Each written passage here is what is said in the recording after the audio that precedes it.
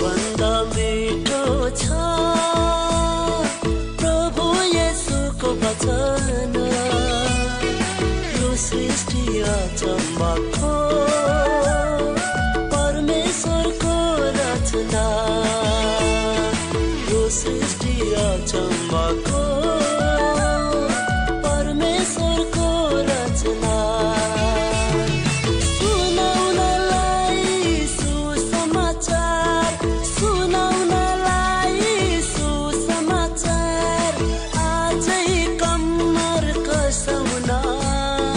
एक्लैले मुक्ति पाएर हुन्न चुप लागि नबसौना।